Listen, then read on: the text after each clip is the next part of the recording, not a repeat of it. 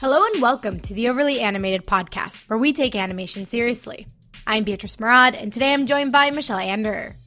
Hello. And April Collins. Hi there. Today we will be discussing the 11th episode of Fruits Basket, This is a Wonderful Inn.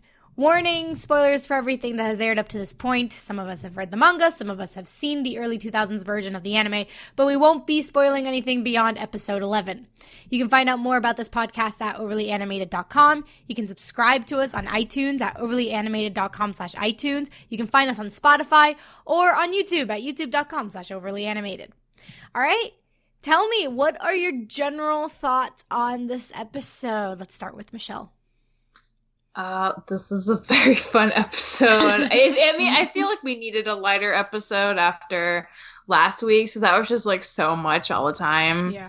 But yeah, this had a lot of really good gags. It had a lot of like romantic stuff. I mean, it seems pretty obvious to call it that at this point. I love Momiji. He's strong as always. Hanajima continues to amaze me with the things that she says. And yeah. I mean, there's just like a lot of really fun stuff this episode, and I'm excited. It's a lot to talk about too, but like we learn things too. Yeah, and we do. Yeah, we get clarity on things we've been wondering about for a long time, like the whole parent situation. Well, do we get clarity? We get some clarity, but I feel like they know their kids are Zodiac members, and I feel like they might have an okay relationship with them. I don't know. I have questions. I have questions. Like that just brought more questions. I was like, wait, well then explain. But yeah, we'll get into it. We'll get into it. April, what about you? I really like this episode. I totally agree with Michelle that like we needed a good, like lighthearted sort of episode. Like Momiji is just great, and we figure out how old he is, so that's kind of exciting and also very scary. But like, oh, the love, like all of the romantic stuff, I was just like, oh, like I had to like calm myself down, take some deep breaths, like this episode kind of had a lot in it, and even though like it was just like really like super nice and fun, and but yeah, it was a great episode, and I think that it's nice that we've got some information, but I also still have questions. So yes. I am just gonna echo all your sentiments. And because unfortunately it was such a small part, this is the time I want to take, because this is usually the time I express my love for Hanajima, so I'm just gonna continue that. She's so great, and I love her. And don't worry, Hanajima, school smarts isn't the most important thing in life. You're fine. You're great. I just want to point out, so Beatrice wrote on her outline, Hanajima, school may have failed you, but I never will. And I think that's wonderful. Same, honestly. It's great. Every little tidbit. I just want like I don't need like an entire series dedicated to Hanajima, even though that would be amazing. But I would like just like an episode. I know that this is gonna fall. I don't remember if Hanajima had like a specific episode in the manga or chapter in the manga, but I know that in the original anime there was like a lot of filler episodes, because again it was being made as the manga was going on. So fillers were a thing. And I wouldn't mind having like a filler episode just about Hanajima and her antics and just, haunting those girls. Like, can I just get that? That would be so great. Just her being Batman and popping up everywhere and then disappearing. Like, that would be great.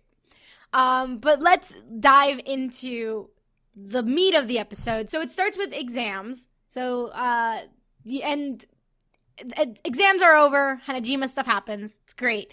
Then the teacher calls Toru away, and that's when we start getting hints of something's amiss. Dun, dun, dun. Dun, dun, dun. And we very quickly learn that she's behind in tuition payment. And the reason why is because she spent it on Valentine's Day chocolates, which is like, oh, Toru, but also like, Jesus, Toru, like, come on, like, no. Yeah, priorities. Priorities, girlfriend. exactly. But feels he like almost calls her an idiot to her face, and then he like calms himself. He's like, "Go take a bath right now," which is like progress. We should give props to Kyo because he is like growing. That is a great moment of like personal growth from Kyo. Kyo from episode 1, 2, 3, maybe 5 would have said it. He would have been all like mean and then regretted, and we would have been on that cycle again. But yeah, and then Momiji had come in and invited Toru to a hot spring owned by the Somas because, of course, the family's very rich and this is not new. So it's not surprising to anyone that, of course, they own a hot springs. It's not a hotel, it's not a motel, it's not an inn. I mean, it's an inn, I guess. That's the best way to say it. Yeah. And we get that moment where Kyo wants to call her an idiot, holds back, sends her away to take a bath. And then we get this very lovely but dark story from Momiji, where he tells the story of the most idiotic traveler in the world. So I just want to get your opinions on this which is because again, Momiji is like what, half German. This is totally a nod to those German children's stories. They're actually potentially scarring to children. Like, totally, right? Like, it's so dark and like, oh, it's actually not like happily ever after. That just doesn't exist in those stories. Yeah, the last 2 lines of it are like, she cried out of her empty sockets and then she died. I know. Yeah. I like couldn't handle it. When the first time I watched it, I was like, this is crazy. There go her arms and legs. Like, how is it gonna get worse? Oh, he's eating her eyeball and he gives her a note that says stupid on it. Like, wow. That's really intense. Yeah. Also, what kind of lesson is this story trying to teach children? Because, like, it's like, okay, well, don't be an idiot, but like, you almost, it's like they're trying to say, like, hey, be selfish. Don't just help out other people. That's wrong. Like, what are you? What are you trying to get at? It's like, it's like when you wanna, like, when you want to make a donation somewhere, make sure it's not like a sketchy place. So make sure that if you because there are some sketchy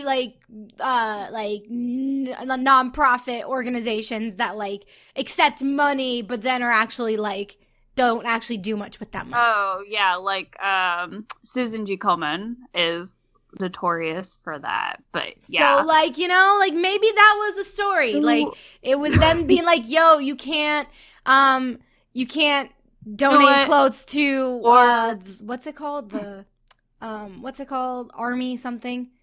Oh, the Salvation Army. Yeah, because it's homophobic. So they don't. They're like whatever. So you don't. So it's like that's the moral. It's like be smart. Or maybe like don't travel alone. Or maybe that. Yeah, that could also be another thing. Well, as I've traveled alone, and it's a lot of fun. So, but just be smart. I guess. Yeah. Just be smart. I guess. Yeah. Question everything. Constant vigilance. And that is my Harry Potter reference of the day. Exactly. That's the one thing they didn't take from the Traveler. Yeah, it was her head. I thought that was interesting. Yeah. Do you guys think this is like foreshadowing? Is this like because this could be like is it like are we gonna reach that point? It's like, are you saying that Toru's gonna die? I'm not saying she's gonna die, but I think like in a sense something like inside of her is going to end up breaking. Like, like I don't want to say like death, like because that's really morbid. And that's saved for Akito, of course. Yeah, that's saved for his murder by Hattori, who is poisoning him. Yes. But I definitely there's definitely like foreshadowing in this whole like sequence, and they even like the little like like cartoon character or whatever, it like even looks like Toru. So like that's not, I mean, come on now. It's not like they were like, let's just make it look like Toru. Like they knew what they were doing when they did that. And of course, like, like we immediately come out of it where they're talking about how like she used her money to buy them all chocolate versus like paying for her school bills. So I mean, we already knew that she was a selfless person. So it just, I don't know. I think they were just like super driving home that point, and that in her selflessness, like something like something about that's gonna go wrong, and hopefully she comes out better for it. Yeah, I feel like she's gonna be okay because I feel like Momiji telling that tale was to be like, look, you guys might think she's stupid, but actually, I think it's very kind. And even though some people might take advantage of someone like that, I just want her to be happy. And don't you feel the same? And then ultimately, they're like, oh yeah, we do. Okay, we'll do this. We'll do this thing for her that we know she wants to do. Go on this hot spring trip because we do care about her and we do want to treat her with respect. I think like Akito might be the one to really try to take advantage of it, but I think Momiji makes a really good case for, look, actually, like, I think there's something very wonderful and genuine about this person, even though the story makes you assume that they're an idiot and they just die. Like, because in real life, like, quote unquote, the real life of the anime, like, the story, the girl might have, like, been eaten alive and lost everything but her head, but Toru's actually gaining a lot of companions that are supporting her and looking out for her, and that's the big difference. So I feel like it's almost like a call to action on even it's like a call of action from Momiji to Yuki and Kyo. Like, hey, like, I'm telling you this story for a reason. I mean, maybe not like that's the actual intention, but in terms of like the narrative of the story, it's like, hey, we're telling you the story for a reason. And that's something else too, like, because if like, sorry, I'm like, my brain is going a million miles an hour, but like, it's like, okay, like this traveler was traveling by themselves, but Toru doesn't have to go at it alone. Like, she can have like her companions and her friends, and especially could have Yuki and Kyo because they're the ones that were told the story. It's not like Hanajima and Uo-chan were told the story. It was those two specifically. Right. Yeah, because like the story also implies that everyone's just out for their own and everyone's really selfish and like cunning. And that's not true. And I think Momiji was saying like, okay, everyone thought the story was dumb and that girl was really dumb, but I like don't think that's true. And I just want to be nice to somebody like that. So I think it's kind of pointing out like you have not everyone's going to be a terrible person, and you should trust and be kind to some people. And it's also like on you to be a good person about it and not take advantage of somebody else and just think they're dung. Yeah. So like I do advantage of kindness, other people's kindness. So I do think it's a call to action, definitely. See, but here's my only thing with the story. Like, I agree, like it's like Toru's in a different position, but my thing is, Momiji takes kind of it. He basically is like, look, like I don't see her as an idiot. I see her as someone who's incredibly kind, and I see that as someone like who's like who we should esteem to be like, who just wants to keep helping people and whatever, and never asks for anything. But at the same time, I'm like, yeah, but the girl was, it's blissful ignorance, but it's like, I don't know, it just, the story assumes that the girl has no idea what's going on. But I'm like, but that just undersells the girl. Maybe she did know. Maybe she knows that they're taking advantage of her, and she still, despite everything, still wants to do good by people and still wants to give them, if they ask for help, she still wants to give it. I just don't want Toru to be that.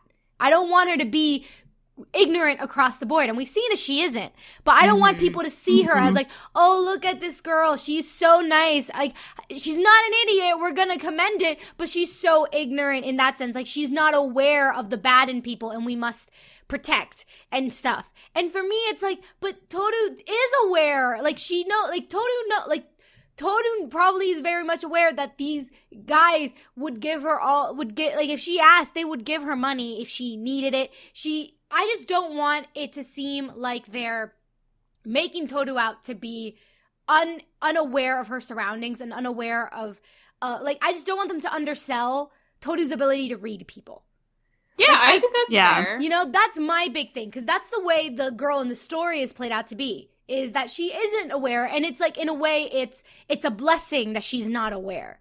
And in a way, I think the story may be a bit damaging, because then they will think, oh, it's better to keep Toru in the dark about some things, because even though because it'll still, like, it'll be for the sake of her happiness. It's like, no, you gotta be honest with her, you gotta be real with her, and she is strong enough to take it. She's strong enough to make her own choices, and in a way, she's strong enough to still be kind, and that's what I want the story to be. So that's my biggest, like, kind of, kind of nervousness about the story if it is a foreshadowing, because I'm like, I don't want you to treat her as like someone who doesn't know. She probably is aware, and she's probably more aware than you think. Is my like, and you being them. Well said. I mean, it's hard to. I mean, like, I would hope that by now they know she's not like naive in that sense, right? Like we've had a lot of talks from very early on in the podcast about how her kindness is a kind of emotional intelligence. It is a kind of maturity that she has that they just plain don't.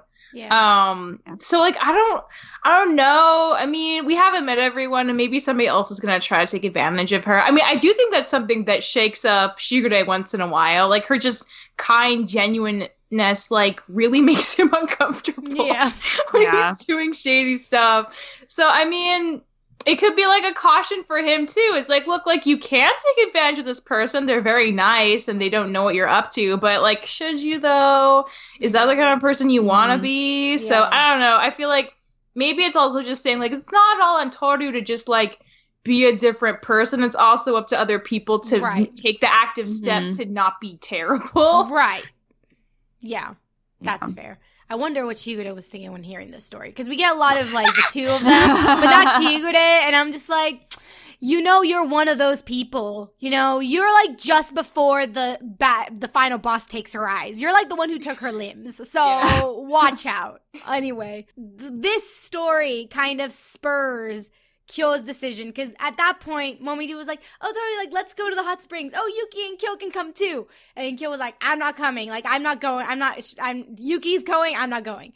But then, after hearing that story, he decides that he wants to do something for Toru, that he can't keep taking advantage of her kindness. He wants to reciprocate that kindness. And he goes the next day and tells her that he'll put up with Yuki and join them on their trip. And then it happens. The moment happens where she basically is like echoes, and it, again, more parallels to the girl in the story and Toru. She kind of parallels how she reacted when she received like a gift. She gets teary-eyed and goes, thank you, thank you, thank you. And he makes this face. He makes this precious face. He basically just says, like, what am I going to do with you? And basically does make love eyes with her. Like, Momiji was teasing. Momiji's not wrong. Yeah, those were definitely hard eyes. He's very perceptive. And he's just like, oh, look at you in the morning making love eyes with Toru already. And I'm just like, ah. Those were 100% love eyes. Yes. Like, I just want to break it down. Like, let's talk about his blush. Let's talk about, like, the way they have his eyes. Like, no, I was waiting for him to kind of, like, because there was, like, kind of a close-up to her, like the upper half of her face. So I was waiting for him to kind of knock her again away. Yeah. You know how he kind of does that with his knuckles? Like, he just taps her. And I was just, like, I was waiting for that. And I'm kind of happy it didn't, because now we get, like, him, like, basically running his hands through his hair and being, like, making that face, and I'm like, ah! But walk me through, what was your initial, when you saw that face, that frame, what, did a sound come out of you like it did for me, or mine was an inaudible gasp. It was like, like I took a breath in and I didn't know what to do, because it's such like a small moment, but it means so much. Yeah. Like we're safe to say he's definitely developing feelings for her. And totally. Then it is like, the other thing is that it's also very frustrating, because we're like playing this game of like, because like before this it was like Team Yuki. Right. It was like chanting in the background, and now all of a sudden it's like, oh my god, I need a Team Kyo to win, because okay, so this switched you, this flipped you. This is the moment. Well, hold on. Don't worry. We've still got don't worry. It's back and forth. Don't worry. But at this moment in the episode, just in real time when you were watching the episode, at this moment you were like, you know what? I'm happy with her and Kyo. Yes, because it's like that whole moment, like, what am I going to do with you? Which implies that he does not ever intend to not be with her. Like, I know. Like, that's like a unwritten, like, rule, is like, when you say things like, what am I going to do with you? It's like like, I plan on us having a future. Oh, man. Such a great moment. Such a great moment. Michelle, what about you? What was like your take on that? Oh, I feel a little bad. So like before the frame cut, when like it's very like rosy, you're like, oh, he says like you really are, and I was so afraid he's gonna say idiot after that, Oh. but then he didn't, which is good because he's like, oh no, like even if he said idiot in an endearing way, I'm glad he didn't. But like I don't know, it's kind of disarming when he says, "What am I gonna do with you?" Because like just the way it's framed and like the gentle pan up and like the rosy like it's so reinforced to be so kind of dreamy, and we haven't gotten that from Kyo yet, and you can just tell he's very like kind of undone in that moment. Like he literally doesn't know what he's gonna do, but he knows that like she's really special, and it's like he's realizing it all over again. He's like, oh my god. So it's just great. I love it. I want more. He's been dreamy, like that moment when he does that thing with his knuckles and her forehead, like that's dreamy, kind of. Kind of. Like, That's cute. I think that was more like appreciative, like him saying like thank you for hearing me out. But this was him being like, oh my god, you like really are something, Toru. Right. Like you're from another planet and you're amazing, and wow, what am I gonna do? Yeah. I feel like it was more kind of intense this time. It was definitely, I was surprised by how intimate it was. Like I'm always surprised by how intimate, like these moments, that whether it's Yuki or Kyo, the way that the show is able to make them feel so intimate, and like even the smallest like for instance, like when Kyo was like, you would look cute in that dress, like it was just like the line delivery, everything, like it's just the way they were able to make these moments like enough to make someone squeal is just incredible. I will say the voice cast honestly is so good. Like everyone is so good at like getting that range across so effortlessly. It does make a big difference. Yeah, and this is the first time I guess like that Kyo's like sounds like that soft. And it's like the fact that his voice actor, it's like no problem, I can do that, and it's like it's perfect. But yeah, Yuki's not happy that Kyo's coming. I noticed that too, yeah. Very clearly. There was like, Yuki was just like, all right, like just kind of smacks his lips and just like, well, what can we do? All right, you're coming too. Which is like, is he happy? I mean, not happy, sorry. Is he upset that he's coming because he's Kyo? Or is he upset that he's coming because he's Kyo? Like, does that make sense? Like, it does. Like, is it because he liked being with Toru potentially, or because like he just hates Kyo? Right. Yeah. It's like I'm so happy that you understood that and we're able to translate those two. Well, that's what I felt too. I'm like, well, you can read it either way, which I hate, but like, yeah, you really can read it either way. Honestly, I think it's probably a little bit of both. I think it's like because what is it? He's planning on giving her that gift, and so. And that's like a vulnerable like thing to do, is to give someone else a gift, and so do it even. Yeah, like so he probably is like, oh, like, and like he obviously like he keeps his guard up whenever he's with Kyo, and he always puts on like this face and everything like that, and so probably he's just like, oh, like, you know, like I can't have this vulnerable moment with you around, like, and he even like talks about it like later and everything like that with the whole like laughing scene. But yeah, like I took it as like he's like, I can't do what I want to do because you're here. Yeah, I feel that. So we go from like this section of the episode, so then we jump to them going to the actual inn, and we meet the properness, which is, I think, not the greatest translation. What does that mean?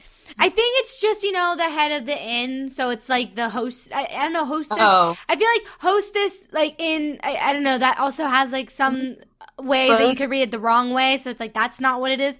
But properness, I don't know if that's the proper word for it, but it's just, you know, the caretaker of the the caretaker, and just the person that like kind of like greets you and is like, okay, here are the rooms. Like, I don't know, who is it that like in like a hotel, the person at the front desk, but also is the person that takes you to your room. And also, like, if you have a question, that's who you go to. I guess the reception person, but just without the desk. I don't know. So she's no just desk. No desk lady. So she's the one who runs the inn.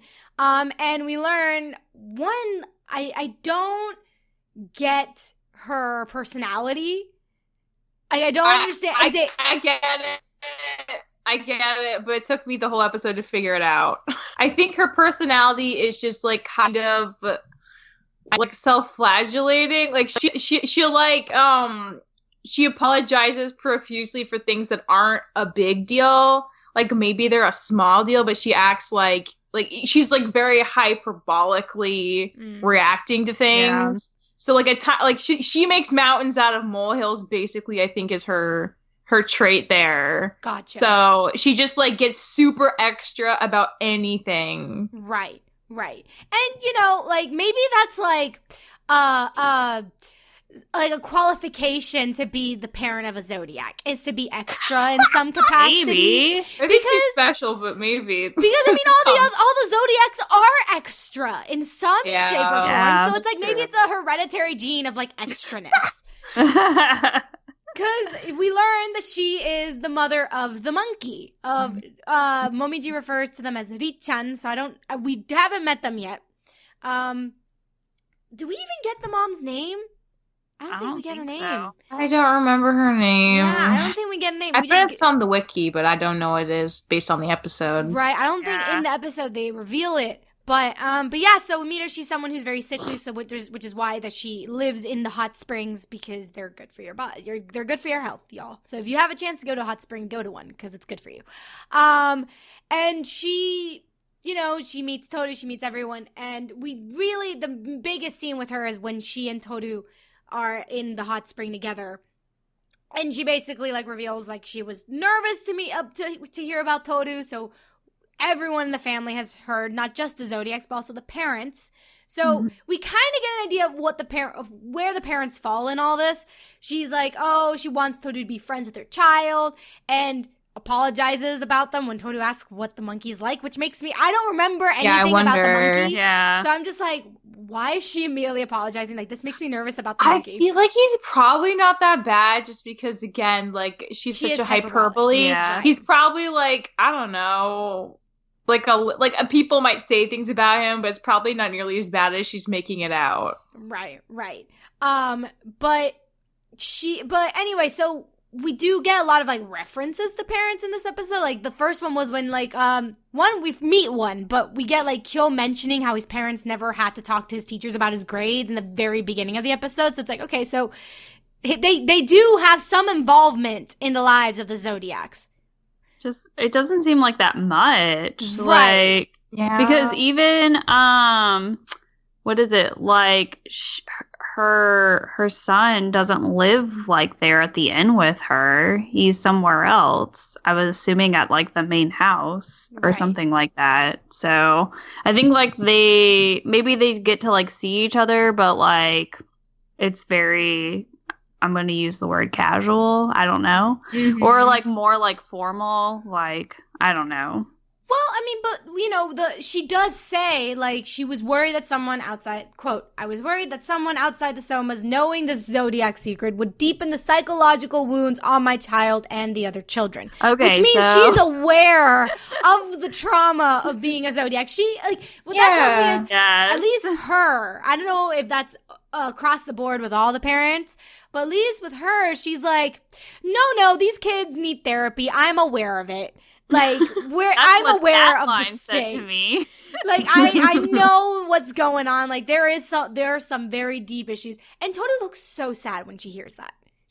I love how this episode's very much, like, gives her time. Like, it stays on Toru sometimes. We'll get into the next one later, but like in this, like we do get an image of Toru kind of receiving the information. You don't just get someone speaking, but you get Toru maybe not necessarily reacting, but she is hearing it, and we stay on her face while she hears all this. Yeah.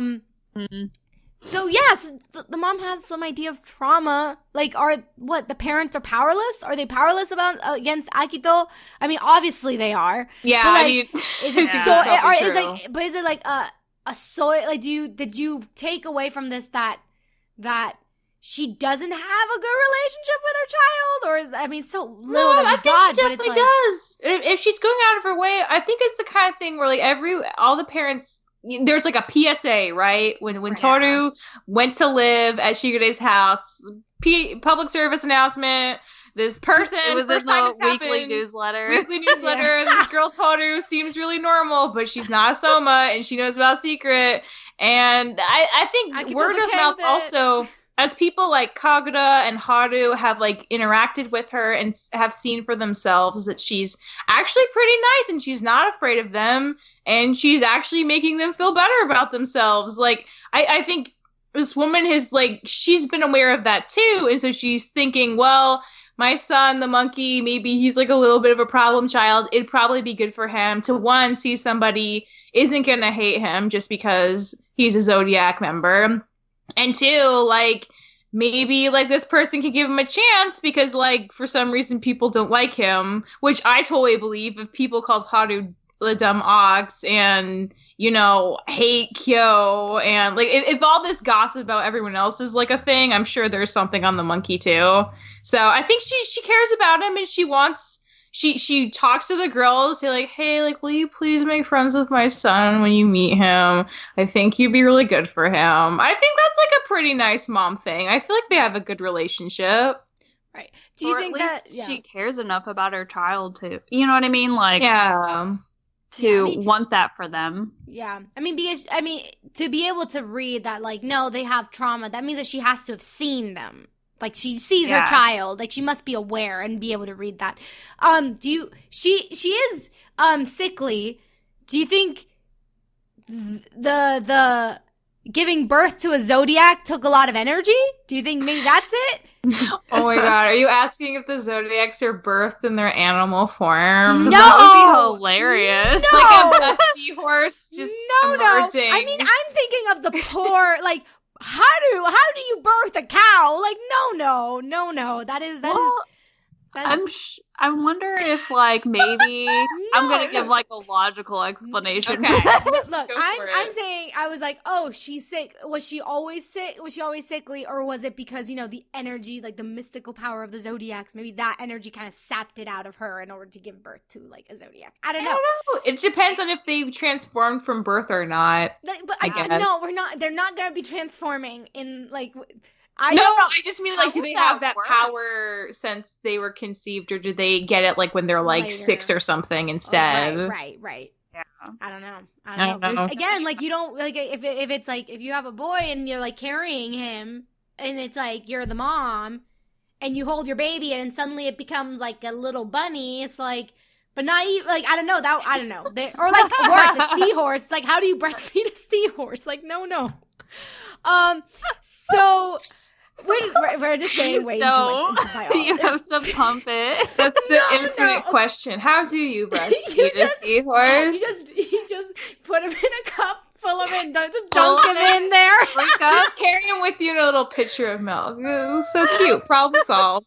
Oh man. Okay. We ran with that. We ran a mile with that. All right. I like that idea. You You just put a bowl of it out for Kyo. Oh man. No. Okay. We're moving on. Oh, someone So- has to feed the cat. Ugh. Oh no. Okay, so we have one final question that I have about parents because, well, not the final question, but one thing that I have that it wasn't a hint in the episode, but she is a Soma. This woman, she is part of the family. Momiji's like half, So I'm like, whatever mom or dad of his is German. Would they know that he is a Zodiac? Because they're not a Soma. They Oh. married into the Somas. Oh, man. Well, he knows who his dad is. Yeah. So, So, like, is his But- dad the Soma? so or I is would his dad assume, yeah. I would assume his dad is the Soma, but like there's not much mention of the mom. Like we don't like the only mom outside of like the monkey's mom, the only other like motherly figure I guess that we have is really like Toru's mom. There isn't it almost seems like there isn't a place for mothers in this like they don't, series. You would think in real life Toru would have found out about Yuki and Kyo's parents like the second day she was there. That's a normal thing to ask people about their families. And they haven't talked about it for 11 episodes. So I feel like that must be a conscious choice for whatever reason. Yeah. Yeah. Do you think we'll ever meet the parents, or is this going to be one of those animes that the parents are just gone? Because these are our two big love interests, and the parents are the best source of the dirty details of their youth. We have to get to that point eventually. Like you're saying, we have to see Toru has to see the baby pictures. Yes, she has to get that baby album out. Do you think Akito would share that? Like, I'm would just Akito imagining. have that? Why would Akito have like I think the parents have them like in their own separate houses. Maybe, but it seems like Akito just has like such a grasp on all of the Zodiac members he has, that maybe a mental grasp. I don't think he has like their album. So that would be pretty. That'd be. I think that would be like hilarious. Like we have to. Akito, I need the photo, the family album book from when I was 5. I want to show Toru my 5th birthday pictures. I'm not done with those yet. You can't have them yet. Oh, okay. We'll come back later. But yeah. All right. Well, then continuing kind of like the next big scene is between Yuki and Toru. Because they'd done the hot springs. They were all like playing around. They played ping pong. And then Toru does sucked at ping pong. Yeah, Toru sucked so hard at ping pong that Yuki had to leave the room.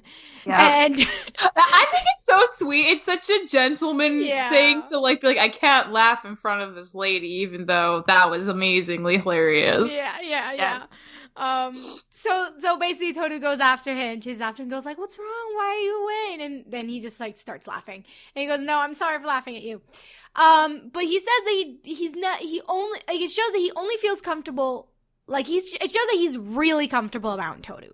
Like that he's never been. He says, "I've never even laughed like this in front of my parents." I understand him not laughing like that in front of Kyo because we know that they have a history. Yeah, but to not laugh that way in front of his parents also like kind of indicates that maybe they're okay. So like some of the parents aren't close to their kids. Is it just because he's Yuki, so people idolize him, and like, or is it that his parents have expectations for Yuki? Like they're like, oh, like you need to be like super smart or whatever. I don't know. Like, I honestly think that could be the case with Yuki's family. Like maybe they're just like very like proper, like serious people, and they're like, you're the rat. You have these expectations. Yeah, we'll let you hang out more with Akito if he wants. That's great for us because he's the most popular, most powerful person. He's the head of the family.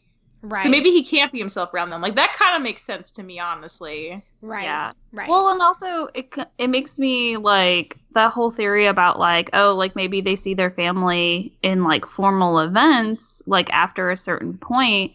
Like that would kind of make sense too if like maybe Yuki only ever gets to see his parents in like these sort of like Soma family gatherings, and then like with Akito there, like he's obviously like not ever going to laugh in front of Akito or and give him that satisfaction. So I wonder if maybe that's like part of it too, is that like he just doesn't get to see his parents in like that casual atmosphere. Right. That makes sense. I mean, my biggest thing is I wonder how they feel about him living outside. About him like constantly going against like I think Yuki is the one that's been the most who refuses to play Akito's game the most. I feel like Shigure decided to play along with Akito and is trying to win whatever game that Akito's playing. Yuki's like, I'm not participating. And I wonder how his parents feel about that. If they are kind of like if we take that interpretation that they are kind of the uppity, like they're happy that Akito's kind of like taken him on as like, I don't know, like as a mentor. I don't know what Akito's relationship with Yuki is at this point, but like Akito's obsessed with Yuki. So I'm like curious about how, like, where do they fall? Do you think that they're like, they find him as a disappointment because he's rejecting Akito, or I'm sure there's some level of concern. I mean, obviously, assuming that like they care about their son, there's always going to be that level of concern. But I mean, as a child of the zodiac, like it's kind of like first time parents, like they don't know, like no one knows what they're doing, and even then, like if they're like a second time parent, like like that kid's not going to be the same as the other, and so it's probably like an awkward situation for them because they're going to want what's best for their child, as a zodiac member, and no one knows. And if someone came up to me and was just like, hey, like your kid turns into a rat, but I know how to like help this situation so that they can like have a good life, I'd be willing to hear them out, Right. like and obviously, like if someone's gonna say that they know better, like they're gonna highly consider that. And if there's no better alternative, then like it's almost like their hand is forced. So, Right. but I think it would obviously have to come from like a point of of caring. And so maybe they don't even know that he's living outside of like the house or something along those lines. But it might also be just a situation where they're like, okay, well, if Akito allowed it, then It must not be that bad. Yeah. like it must not be like a serious situation, or not so much in the same sense that like everyone else seems to make it, where they're all like, you live outside the house, like with Yuki, kind of thing. So Yeah. Plus, like, if they do care about him, they probably notice he hasn't been super happy and he doesn't really like talk to a lot of people or like deeply get involved in other kids. Maybe they figure like, well, like maybe we don't agree with him moving farther away from everyone when it seems like he should be closer. But if that's what he wants, like we're going to give him the space to figure that out for himself, even if maybe we disagree with it personally. I'd like to think they still like care about how he feels, but yeah. We'll see. I mean, maybe. I don't even know if we'll meet him. I hope we meet him. We better. I hope we do too. So bad, both sides. Yeah. But now let's talk about the most important moment in the episode. So, the most important moment. This is the moment where I almost literally slammed my screen shut. I was like, I can't handle this. Like, this is too much. And, all right. So, Yuki gives Toru his, like, gift for White Day, which is the day that, like, if you give someone, like, a chocolate on Valentine's Day, then they're supposed to reciprocate on White Day. By the way, give you I a gift. love that. I think that's so great. Yeah, that's super nice. Yeah, we should. I mean, yeah, we should. That should definitely be like a thing. Get here. people in your debt. Ha ha ha. Yeah. Yes. Indeed. I think the tradition is actually like girls give out like chocolates to the boys that they like, and if they feel the same way, then a month later on White Day, so it's like a confession. It's like, I'm balls in your court now. You get to admit you like me too. Well, then Yuki just like did it then. Yes. Yeah. He confessed. I mean, so Yuki gives her these ribbons because Toru wears ribbons, and he gives her these ribbons. And earlier in the episode, Momiji kind of like Toru kind of made this like reference. She was like, I feel like a princess, and then there was like this cute little like scene, like little like Momiji totally a little animated scene. Yeah, and Momiji was like, I'm totally like, I am the prince. Like I will be your prince. Like Momiji's like, Momiji wants to be a prince so bad. He wants to be a real like a prince real bad. So cute. Like he's adorable. He's adorable.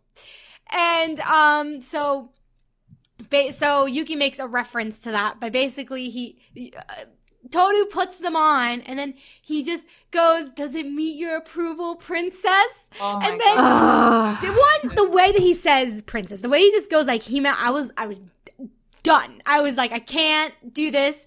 And then he has the audacity. Picks up the ribbon!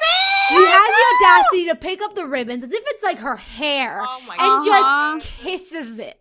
She kisses the ribbons. He grabs it, and it's the way that they animated the hand movement is so delicate. Oh, and it was almost like he wanted to like pick up her hand and kiss it, but that might turn him into a rat. And so I like still gotta keep that distance. yes. So way to find a way around that awkward situation, Yuki, because Way to go. swoon. Like swoon major and Beet red, by the way. That wasn't a casual blush. Her whole face was just flaming. Yes. and this is why, like, every time we get a moment with Kyo, like that moment with Kyo, Toru was like not ambivalent, but she was just like, oh yay, thank you so much for like blah blah blah. I care so much about you. You're so awesome. But like no blushing, no embarrassment. Then Yuki just kind of turns it up a notch and goes up to 10 and then just goes like, princess. And then she's just like, she was. How are you supposed to react to that? I mean, you just blush a lot, I guess. I mean, that checks apparently. out. She can't scream like if someone we can. called me princess, I'd probably punch them. But it's like because it's Yuki, though. That's what makes it okay. Yeah. That's And what she was makes like, it oh great. man. She was like, oh my god, he's actually a prince. And I'm like, yeah, he is. He really is. I really like this scene because I wondered, like, because that kind of princely persona, like, I do think it is a persona. I think that's kind of like the perspective the school kids have of him. Yeah. And part of me, like, was wondering, like, why does he choose to flirt with her that way? And I feel like my conclusion was basically like, well, if he knows this is like how people kind of see him, maybe it's a comfortable avenue for him to kind of exert his like feelings in a way that feels kind of safe because it's still like like it's not like the full him, like he's playing a character, but a character that's meant to appeal to Toru. So he's like kind of like half there, like half being super obvious. Right. Because like at the end he says something like, what did you think of the act? Yeah, but it's like, dude, we know that was not an act. You were just like using it to be able to say what you wanted to say about how you feel. And I think that's pretty believable too. Like, I don't think they're at a point yet, as close as they've gotten, where he can just be like super obvious. So he was like trying it on a roll to like see where it would go. And I think that makes a lot of sense for Yuki's character. Yeah. I mean, I do think also, I think he saw how excited she was to feel like a princess and was like, oh, that. Absolutely. You know, he took note of that. He's like, oh, she really likes the idea of being pampered like a princess. So I'm going to give her the best, like, gift of all, which is treating her like a princess. And I'm just best like, rip and smooch ever. I'll plan it out. Oh, yeah. Hands down. There is no one else will smooch a ribbon like Yuki. Like, it came, it went. There is no one can top that. But yeah, so that was that moment was so lovely. Like, okay, so then at this moment, what are you thinking? What are you feeling in terms of the whole like love triangle? Like, where are you at? Where you're just like, okay, I just had this moment with Kyo, and now I feel like jilted. I'm like, wait, no, now I have this moment with Yuki, and it's like a moment. Like the other one was like a moment with like Kyo that was like, oh my god, you precious child. But this one was like, this is like a moment between Yuki and Toru, and it's like it all just kind of snapped into focus. Like, at least that's me. What about you guys? Like, what were you in, like, your where were you in this kind of triangle? Like, what? Like, was it an obtuse triangle? Was it equilateral? I don't know. I'm as confused as Toru probably feels. So. Is she confused though? I don't know. Like, no. I think the other thing too between Yuki and Kyo, like expressing their interest in her, is that they do it in such different styles. Like, I almost want to say that like Yuki's very almost kind of aggressive, whereas Kyo's is very like casual and like a little bit more comfortable. And maybe that's the reason why like I'm very like torn in the middle, is because I think like small casual moments can say a lot just as much as like big aggressive moments can too. Yeah. So I have like a lot of conflicting feelings because I mean, I just need her to be with, like, can we work it out in such a way that she can be with both of them? Is that possible? I mean, that's a dream. I'm a little concerned that that's not gonna in maybe 50 years that will be true, but that's maybe my it can be hope. like a sister wives situation, except like a the opposite. brother husbands. Yes. Yeah, a brother husband's fruits Yes. basket. Yes, this is my dream for Toru. So I think my thing is, because I've been wondering about this, and my concern is I am so Team Yuki, but I'm afraid that Toru in her heart is Team Kyo. And that's going to make all the difference, because Kyo, he's kind of self-deprecating, like not on purpose, like as a way to get compliments. But even when he offers to go to the hot spring, he follows it up immediately by saying, "Oh, but you might not want me to go there." And she's like, "Are you kidding? That'd make it even better." So I think part of the appeal of Kyo could be that he never even like thinks he's really worth it, and in its own magical way, that makes him super attractive. well, that's like relatable, Yeah. like, because we can all like relate to that feeling. I mean, I have those moments, even like with my own husband. I'll be like, "Oh, well, if you want to spend time with me," and he's like, "Shut up, you know I do," and I'm like, "Okay," but like. Yeah.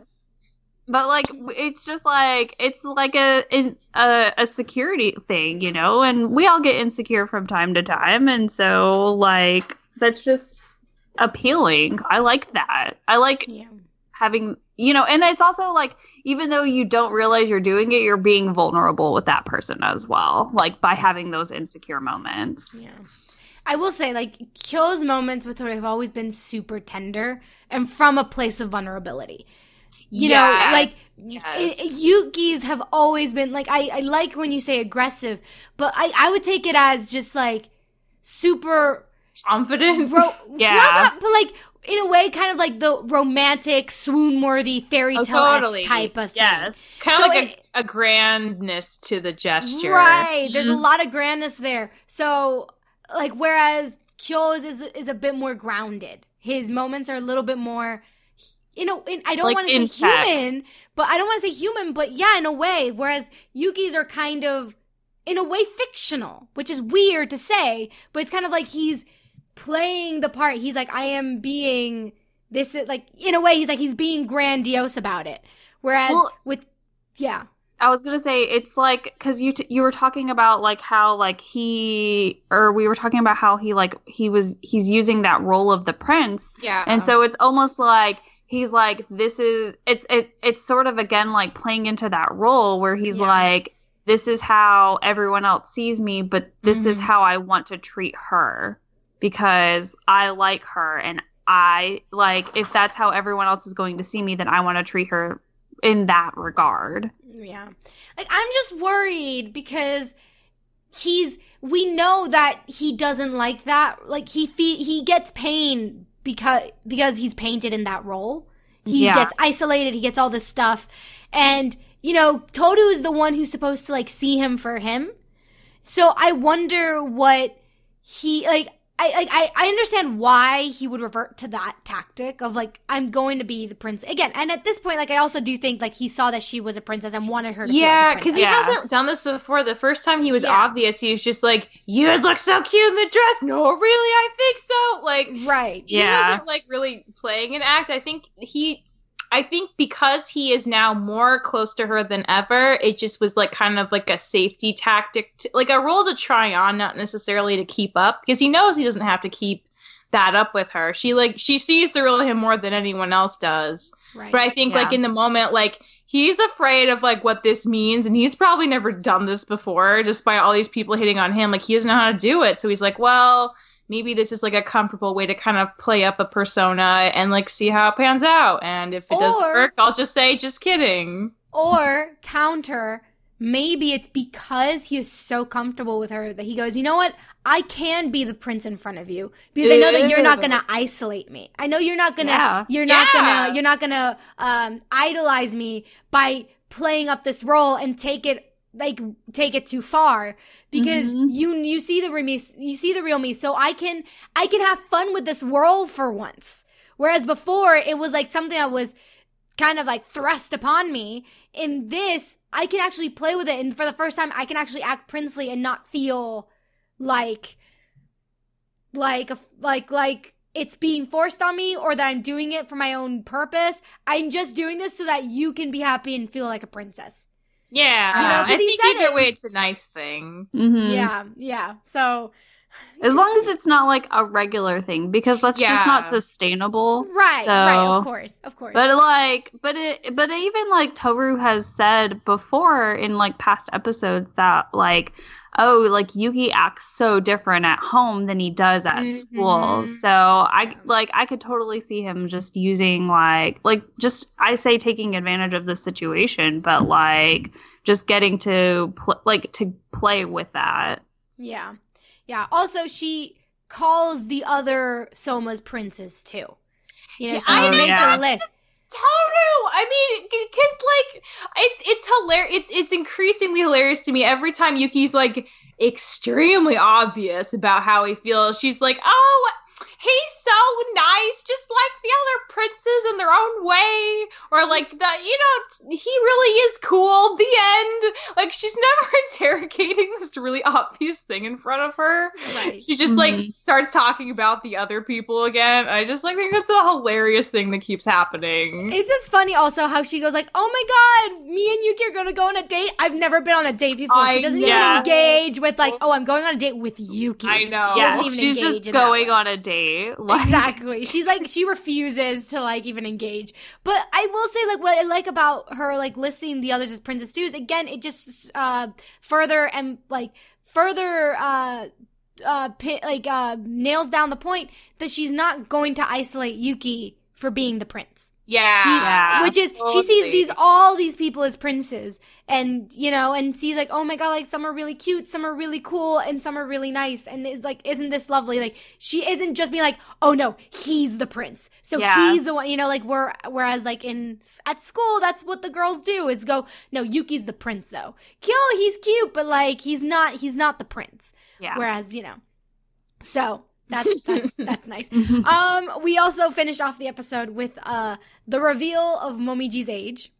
Toru's reaction was a freaking perfect. It was. The hair on end and just the babbling incoherently in the corner. Because the entire time she thought he was an elementary school student and was like, yeah, you can sleep in my bed. Yeah, you can take a bath with me. He's so young. Funny. And like all the others were like, no, he's a menace. He is a menace, Toru. We're not letting this happen. But again, also like we kind of called it because he reminded us of what's his name from Orin High School Host Club. Oh, so I was yeah, like, and he's also like the same age as everyone. Similar thing. So there we go. He is the same age as Haru. Haru, who's known for looking older, and he's known for looking younger. And they're going to be going to the same school as Yuki and Kyo and Toru. I'm very excited for that. It's going to get crazy. This What do you school think is doesn't know what's about to happen to it. Hanajima is gonna like figure it out pretty soon, I think. Yeah, because her radio wave powers do not lie, and with that many people there, something's gonna come up. I want to see Hanajima and Momiji alone, just to see what like the goth and the positive energy ball do. You know what I mean? Also, I just can't wait for like Uo-chan to take on what's his face? Haru? Yes. That's gonna be fun. And I love how like immediately the first thing they think about is like, what is like Shiraki Sensei gonna do with his hair? Like with Haru's hair. I can't believe they let your hair pass, especially Haru's. Yeah. That's gonna be great. But yeah, so that's like it for the episode. Are there any kind of like closing thoughts you have before we finish? Any like last minute things that you want to talk about before next week? Anything you want to throw out there to the people listening? No, just that this episode was good. This episode was really good. Yeah, it was a lot of fun. It was a joy. I wonder what we're gonna get next episode. I wonder if it's gonna be more hijinks. Is it gonna jump to? It has to be hijinks because they're going to the school. Like they set that up. We don't. Hang on though. They seeded that freaking cultural festival, and we didn't find out for a while. Oh, that's true. So they maybe we're still on summer break for a while. Yeah, maybe we might meet a new Zodiac person. I think it's going to be a lady because the title card said like you all seem like you're having fun, something to that effect, in like kind of a sad tone, like they weren't having fun. Yeah, I think maybe Toto's gonna cheer up that lady, whoever she is, next episode. Aww. Yay. Yay, give me more ladies on the show. Give me all of them. Anyway, awesome. Cool. So that does it for us. You can find out all the info on this podcast at overlyanimated.com. You can join us on Discord to text chat about animation at overlyanimated.com/Discord. You can support us via Patreon at patreon.com/overlyanimated. Thanks to all our current patrons, especially our patron of the podcast, Carter, aka Cardboard. And thanks, as always, to our Patreon executive producers, Brian, Steve, Alex, Beatrice, Hugh, and Michael.